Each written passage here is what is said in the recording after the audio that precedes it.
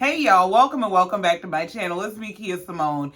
And since Drew and Sheree are dragging each other all over Twitter by the cheap wigs, I figured we should go ahead and get into this week's episode of The Real Housewives of Atlanta. Yes, my balloons are still up in the background because we were supposed to go live the other night and that was an epic fail. I'm still gonna do a live. I'm just trying to reconfigure it because, I had planned around doing it that day and now I got reviews and other stuff to do. And so one day this week, we'll go ahead and do a live.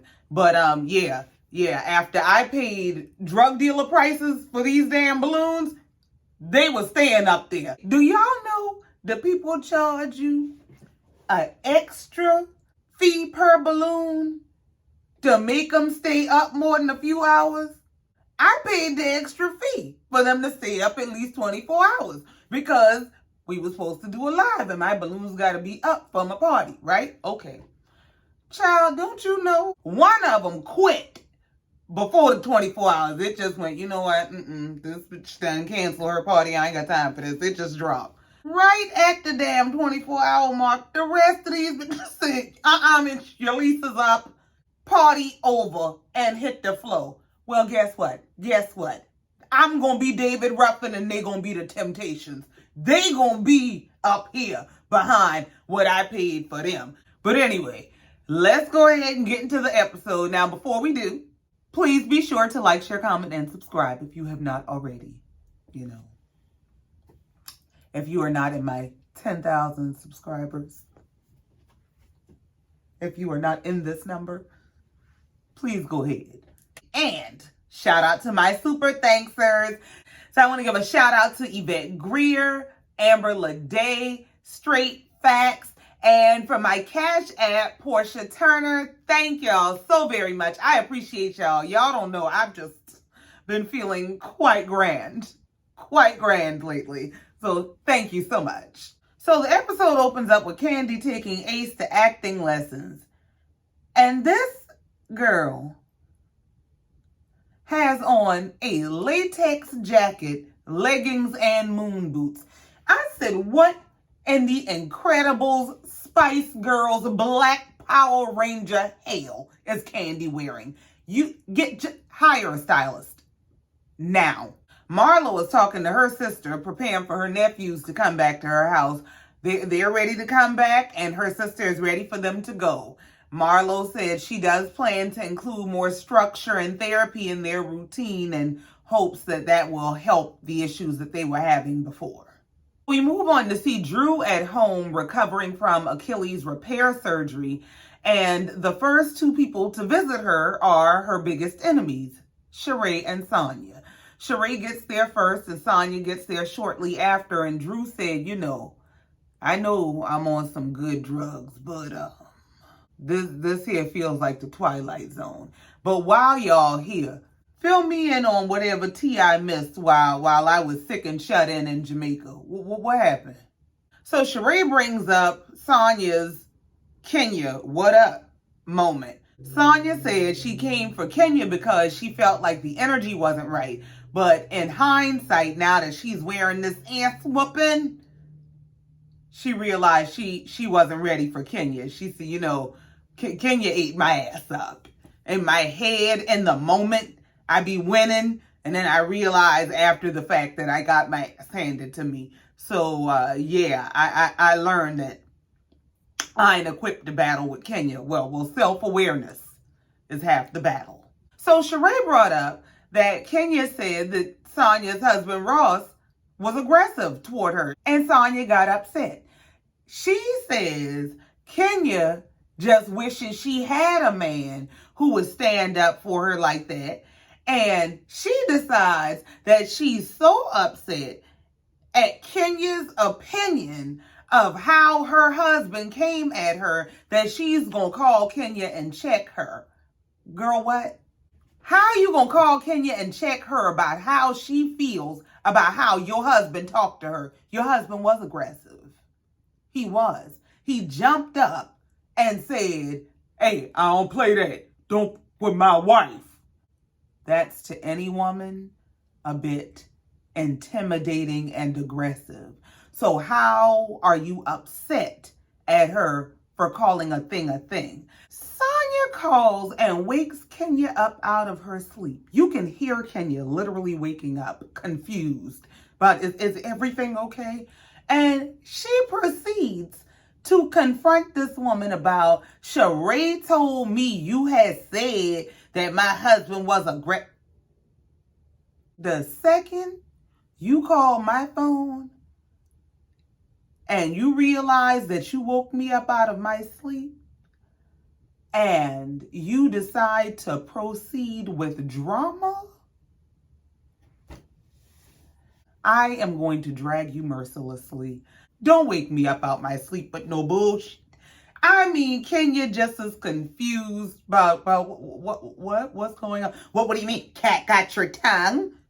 She said, no, I gotta wake up and call you back. I don't know what's going on. I don't remember if I said the word aggressive. I don't know. Call me when I'm awake. Shit. I'll curse your ass out then. But please, girl. I'm so disappointed in Sonja. Sonja can really go with the first set of cancel contracts. I just can't. I can't with her. Bye. We move on to see Sheree is trying to plan her fashion show. She's working with a young lady whose name I think is Rowan, who has experience planning fashion shows. And she also has Kenya coming, who is supposed to be helping with this model call that they have.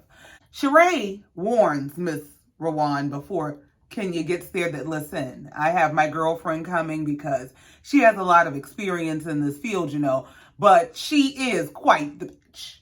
Just be ready, okay? I don't think Sheree was prepared for the kind of bitch Kenya was. Yeah. Kenya just came from up under that bus you threw her under. She coming to your model call in rare form. Here comes the original Kenya Moore. Kenya came in throwing shade and starting shit.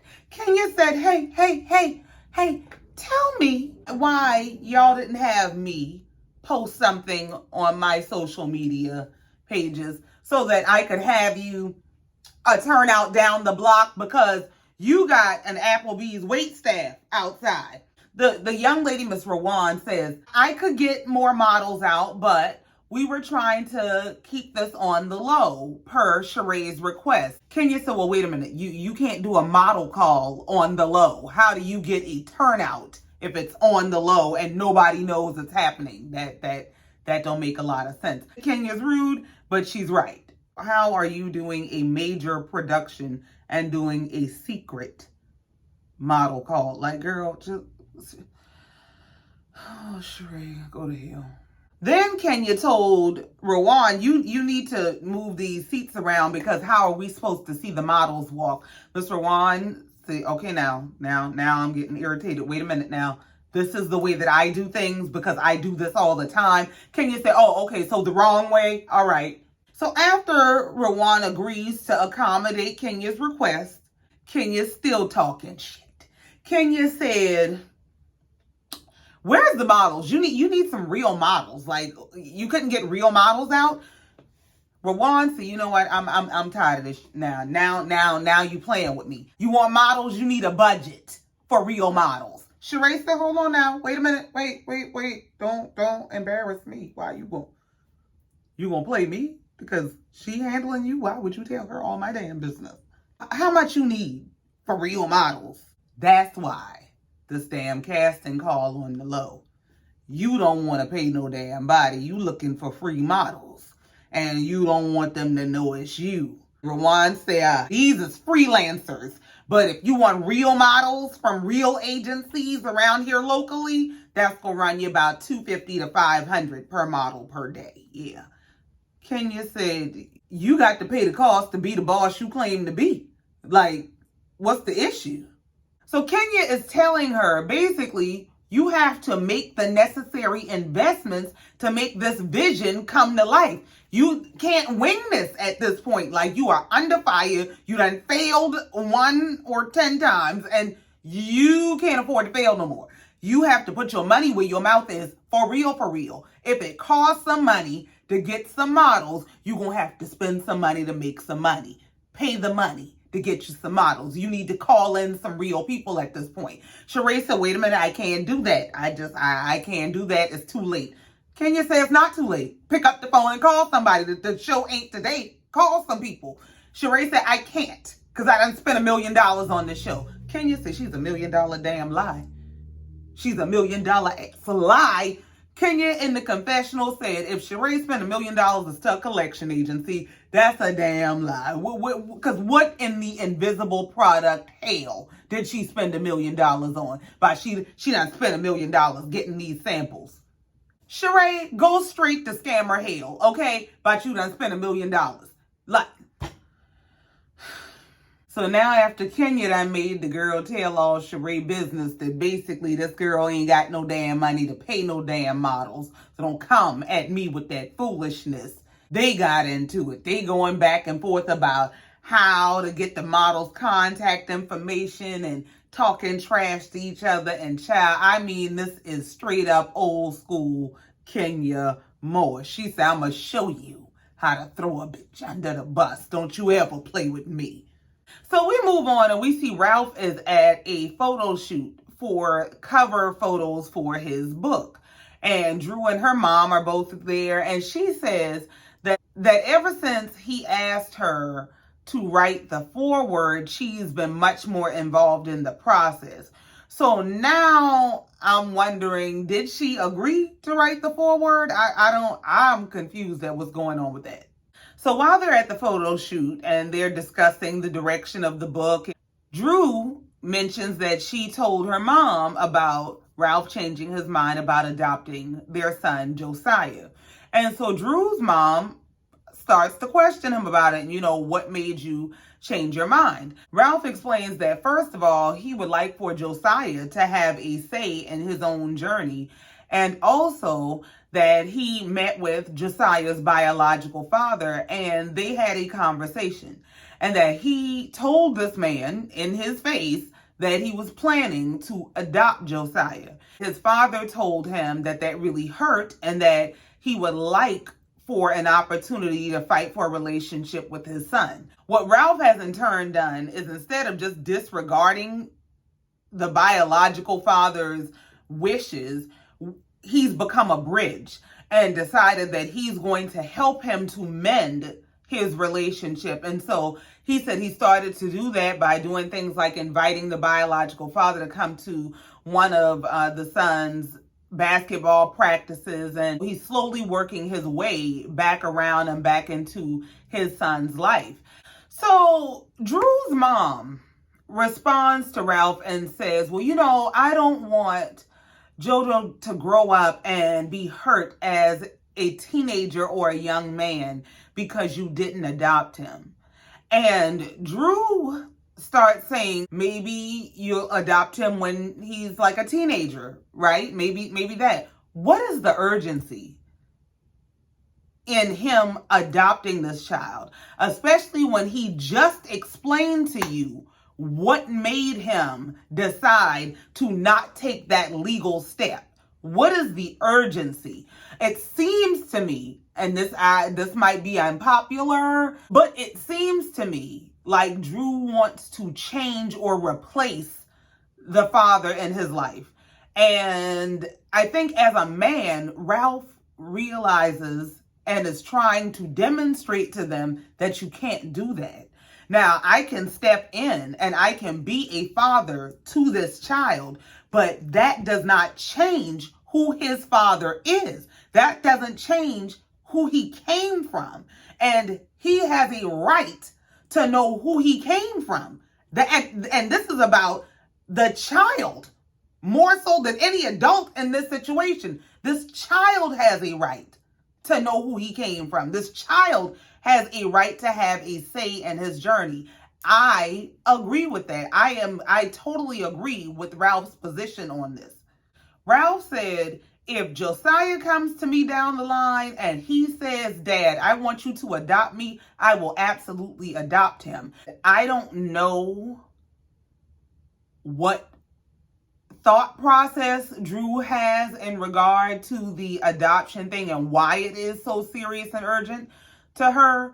But I think as a man, Ralph recognizes certain boundaries and chooses not to overstep them. Ralph said, the dad told him, I can't tell you not to adopt him because you're there for him and you take care of him. All I can tell you is it hurts. It would hurt me deeply. All I know is that I would like an opportunity to have a relationship with my son. I think Ralph is caught in the place between wanting to respect this man's wishes and boundaries as a man and respect that maybe he's just not in the best place at this moment to be the kind of father that he needs to be, and the opposite side, which is Drew, not having any regard for whatever this man's wishes are, that because he's absent, because he's not there, because he's not contributing, he's not doing what he's supposed to be doing, and he's not equipped at this time,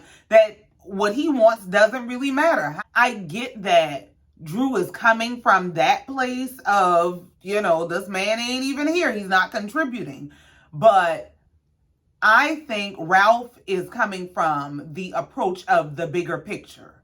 Even if it doesn't work out, even if this man absolutely fails to be a father and they do get to the point where their son comes to Ralph and says, Dad, will you adopt me? I think it would be easier to process everything when you know that you've done everything you can to sow seeds of reconciliation rather than seeds of resentment. Ralph expresses that, listen, I have a commitment to Josiah, no matter what. And Drew says, well, that's the thing. That's what this is about. It's about commitment. And she tries to compare adoption to marriage by saying it's the same reason that we got married. We got married for the sake of commitment, because if marriage is just a piece of paper, then why did we get married? We got married for commitment. Well, that's not the same thing. You're not somebody's child being taken from one parent and given to somebody else. You're an adult choosing to enter into a union. They're two different things. I personally don't understand what the urgency is in regard to adoption unless there is some specific benefit, and I don't get what the urgency is. I just don't. Moving on. Marlo's nephews are back at her house, and they said they missed her and she missed them. And I guess dragging family members is just the family way, because Marlo said when they got back, they were so happy to be back that the boys all took showers for an hour each. And she asked them in the kitchen, well, what are they most happy about being back? And they said, there's just nothing like sleeping in your own beds and taking showers in a clean bathroom. I said, I know, Crystal, is just shame. Like, why? Well, you know what they say, no good deed goes unpunished. Moving on. So we move on and we see Sheree arrive at Drew's house for the party that they are throwing for Kenya and Marlo. When Sheree gets there, she and Drew laugh and kiki a little bit, and Drew hands her the damn bill. Here's your bill for your half of this party, which was, I think, around $1,300 or something like that. Sheree said, this is a bit much for me. This here is a lot. Yeah, I wouldn't have done all this. First of all, this is too many damn balloons. Girl, I understand. But see now, Sheree, you done told that girl you was going to split the bill with her. You can't get the bill now and act like this. Like, don't do this. Drew said, look, don't start that Now, if you had been here to help with planning the party and had some input, maybe then you could have said something. You can go to hell now. Don't start that about this too much. No, this is my Cash App. Run me my money. Sheree said, well, yeah, since I didn't have any input, how about I give you 1/4 of the invoice? Drew said, you know what? I'll turn all this over in here. Don't make me rupture Madame Achilles again. They just sewed this bitch back together. Please, don't start with me in here. Now Sheree is in the confessional but she got amnesia. I don't remember agreeing to splitting an unreasonable amount. Oh, now you want one of Sonja's Dollar Tree parties. You don't want them good high inflation helium balloons where they charge that extra fee. Sheree says she ain't cheap. She just don't believe in paying for other bitches' bright ideas, especially when they ain't that bright. They just tacky. This right here why Sheree had loved Tyrone. They be scamming. So while she's in there refusing to pay the damn tab, Karma calls. Her girlfriend calls her from California to say, yeah, girl, I went by old boy showroom who's making your samples. Yeah. This shit ain't nowhere near ready. I don't know, tell you might need to call him. He gonna owe you some money back. So the rest of the ladies get there, and Sheree starts telling them about her woes and how the original samples are stuck somewhere in Alaska, and this dude in California who's making some backup samples ain't nowhere near ready. And Candy said, I just know Sheree is joking. She probably telling us this so we'll think it ain't gonna be ready and we'll be surprised. Sheree said, no, bitch, I need help. Please, pray for me. Candy said, you mean to tell me this girl is serious about her samples is stuck in Alaska somewhere? What kind of damn lie? Sheree and Martell are an absolutely perfect pair. Do you hear me? Martell can't pass an open book exam, and Sheree can't produce sweatshirts and water bottles after a decade. I'll be damned. I just can't. So Kenya and Marlo finally arrive. Kenya walks in before Marlo and just slammed the damn door in her face. I said, you know what? You ain't got no manners. Marlo comes in. Marlo was still trying to be nice. Marlo said, I knew I could just come right in since I watched Kenya come in before she closed the door in my face. That was code for try me one more time, and I'm gonna hurt you. Play with me. So, of course, both of the ladies are surprised when they get inside and the celebration is for them. And Drew has even gone so far as to get their loved ones there. She has Kenya's cousin Shay, and she has some of Marlo's real-life best friends that are there to celebrate her. Marlo's best friend got up and made a really, really nice speech that made me actually like Marlo for a second. Her girlfriend said how since the passing of her mom, Marlo has been there for her and that Marlo's a really good person. And she tells Marlo all the time not to fight with Kenya. And Marlo's girlfriend even goes so far as to toast to both Kenya and Marlo to celebrate their birthdays. And it was just a real sweet, real grown woman kind of moment. I'm like, you know what, Marlo, you might be all right. So they were served an absolutely fabulous dinner. And Drew says this is a gift to you ladies from Sheree and I. And Sheree sitting right there nodding and eating her food, knowing she ain't giving her a damn dime. Drew said, you know, we just want y'all to stop fighting. Kenya said, now, wait a minute. Is this a birthday party or an intervention? Because this is starting to feel like an intervention, and I left my house to come to a birthday party, not a damn intervention. Y'all told me it was going to be food and drinks and a good time. I ain't come here for no damn intervention. Kenya went ahead and entertained the conversation and said, well, look, it's no secret that I liked Marlo in the beginning. I really liked Marlo. Everybody knows that I liked Marlo. And when asked, well, what's the issue now? She said, my issue is that I give people too many chances. And once somebody shows you who they are, you should believe them and not keep giving them chances. So I stopped giving her chances. Marlo said, well, why have we fallen out recently? And Kenya said, well, it goes back to when, first of all, you got upset at me for not being invited to a housewarming party and decided to go for my jugular and tell me that's why my mama didn't want me and all kinds of foolishness. So that was the first issue. Marlo said, well, hold on now. Wait a minute. You can't go back to 6 years ago. We were supposed to have gotten past that.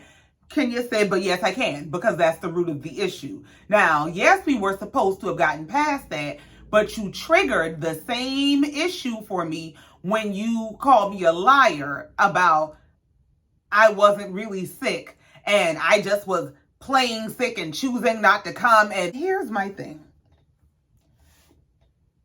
Do they live in some alternate world where there is no Rona and everything else that's going around? Is that not going on in their world? Why are you constantly accusing this woman of lying for being sick and choosing to not come around y'all when she's sick? I would be, thank you. I sure appreciate you, because I ain't got time. Like, why? Why would you be called? Whoo, child, these people are stressful. Who wants these kinds of friends? Like, girl, bye. Kenya says, so basically, since you decided you wanted to call me all kinds of liars for being sick and having to call out of work, I decided I'm done. I ain't got time. This ain't nobody who got no love for me. You out here trying to turn people against me, telling them I'm faking and lying and all kind of other stuff. I ain't got time. And that's why I decided I wasn't messing with you. I hope that answers your question. Now, Marlo says in response, well, Kenya, I got feelings too. And you done said some things to me. You have cut me very deep with your words, honey. And they showed a package of Kenya dragging Marlo to hell over the years. So since they are both having these PTSD flashbacks of all the times they done dragged each other, they get to getting loud and they about to drag each other again. Drew said, not in my damn house after I done paid for all these decorations and food and stuff that this girl won't give me no damn money back on. Mama, could you please come over here and pray? Because they about to act stupid. Now I ain't got time for this. Please, please, please, somebody ask Jesus to take the wheel. So after Drew's mama says a prayer so they don't tear up her child's house, they all calm down and they decide to play a shady game and hope they don't tear the club up while they play this. So Sheree and Drew decide, now that y'all done calmed down, let's play this game of how would you respond? So the first question is, how would you respond if your man was accused of being aggressive? Sonja starts stuttering because, you know, she want to respond, but she also has come to the realization that Kenya will whoop her ass. So when Sonja is stuttering like Simba scared to upset Mufasa, they said, baby, you got to just say it. Not just, I would say, just say what you would say. Like, jump at her, say it. The spirit must have hit Sonja because she jumped up, knocked the chair over and everything. I would say, you wish you had a man like that. You wish you had a man like that. Kenya has truly grown up because Kenya just looked at her and laughed. She said, you know, I like Sonja. I ain't even about to sit here and let her upset me. She couldn't defend herself then or now. She's cute. Let's just have a good laugh. Now go and put that chair back together because they're going to charge this girl for that. And so Drew says, oh, well, I got a question. I got one. How would you respond if you planned a party with one of your girlfriends for your friends and y'all were supposed to split the bill, and then she plays dine and dash with you and tells you she's not giving you no money? What would you do? How would you respond? Candy said, I call them out. That's what I do because I like a good show with my meal. Who owe you money? Sheree said, before you bitches drag me, I'll tell my own business. Look, yeah, I was supposed to split the bill with her, but I'm planning a whole fashion show. I ain't got it. I ain't got it, okay? Can you say, I call bullshit? That's a bullshit ass lie. How you ain't got it and you got a $7,000 sweater? You got it. You just got it in the wrong places. Sheree said, well, since we on the subject of my money being in the wrong places, I figured since y'all was going to be here, I went ahead and brought these very high-end personalized invitations that I had made for you all. So Candy said, oh, this is nice. This is real nice. Oh, this is about to be a nice show. Sheree, how many pieces you got ready? Sheree said, girl, none. I ain't got nothing. None. But that's nice, right? It's cute. Yeah. Candy said, none. I want this damn invitation to this party that you ain't got no plan. Girl, what? Marlo said Sheree, at this point, you just having a party. Just say you want to plan a party. Didn't I just say that last week? This girl needs to be in the business of planning parties because that's what you want to do. You just keep throwing parties about, I got an idea. Why are we celebrating you having an idea? I don't know what now. I have a dream hell you got going on, but we gonna need you to manifest. They looking at her like she's crazy. And Sheree jumps up and asks Drew Mama to come over and pray for her. Girl, look, at this point, faith without works is dead. Like, go produce. You keep praying, you've gotten the provision, now go produce. While Sheree is begging for prayer that her samples come in on time, the lady's got 1,000 questions. Can you say, you know what? I'm sick of this shit. Where did the $1 million you spent go? What, just cause I ain't Tyrone and you ain't gonna play these damn games with me. You said you spent $1 million and you got these boxes for invitations and no damn clothes. So what in the PPP scam hell is you doing? Sheree said, I never said I spent no $1 million. Now you lying. Now they done had to roll the tape back on your ass. You absolutely said, I didn't spend $1 million getting these samples. I can't pay models. Yes, you did. Yes, you did. Marlo say, Candy, you got the most followers. Please post something online and get this girl some help because somebody will respond to you. This don't make no damn sense. Drew said, well, at least Kenya and Marlo were able to bond over she don't know what the hell she doing. So the episode comes to an end with Sheree meeting with the mystery man about her fashion show.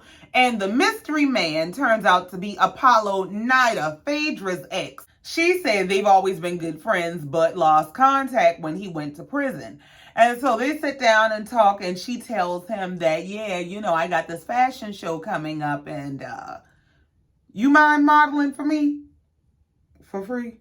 So after Apollo agrees that he will walk in Sheree's fashion show, she proceeds to make small talk to pretend that she actually give a damn about whatever he got going on. I just needed your help because, child, there's some bullshit that I got going on. But yeah, how you been? How long you been home? You been home for a minute? What's been going on with you? Apollo responds to Sheree asking him how he's been doing and how long he's been home by dragging Phaedra about how she ain't been there for him when he was going to prison and while he was in prison and after he got out of prison. And I said, what in the Herb Gotti Martel Holt, the change dragger on the internet is this? What in the prison letter hell are you talking about, man? How are you doing? How long have you been home? Why is you still mad about Phaedra wasn't there? Ain't Apollo with a whole new woman? What the hell wrong with you? So they decide to change the subject to Sheree and Tyrone because we are apparently about to go down the rabbit hole to obsess with my ex hell, talking to Apollo about his damn life. Apollo tells Sheree, well, you know, I ran into Tyrone in the system. So, you know, what's going on with y'all? How y'all doing? And Sheree said, well, I fell in love with the dude, you know, and we talked all the time while he was locked up, which was the element that was missing while he was out initially. And then after he came home, homeboy stood me up on the streets of Philadelphia. So, yeah. Apollo said, well, yeah, about that. Them dudes are professional dream sellers behind that wall, baby. Once we get behind that wall, baby, we gonna paint you a real nice picture to keep you in the picture because we gonna need some money on our books and some visitations and some attention and something to do while we in this bitch. So yeah, I'm gonna sell you a dream and then when they get home, they disregard the woman. I see it all the time. So that's pretty much what he did. And of course, Sheree tells Apollo that she's really disappointed in how it all played out. But let me tell you something. God knows what he's doing. You don't need the distractions right now, okay? Okay? You need to be worried about your damn sweatshirts and your water bottles and stuff. You don't need to be worried about Tyrone or no damn body else. Get the samples out of Alaska. That's what you need to be doing. So that's where this episode ends, and it looks like next week Sheree is going to be having a fashion show with possibly no fashions. Kenya finally has her product in stores, and Tyrone is popping up at Sheree's show as some sort of an uninvited surprise guest. Baby, we gonna need more than this drama to distract us from naked models. Do you have the product or do you not? But that's it. That's all. I ain't got no more. Thank you so much for coming down here, listening to me, and letting me get this off my chest. As always, please be sure to like, share, comment, and subscribe if you've not already. And in the meantime, until next time, just like every time, I love you and I mean it. Bye.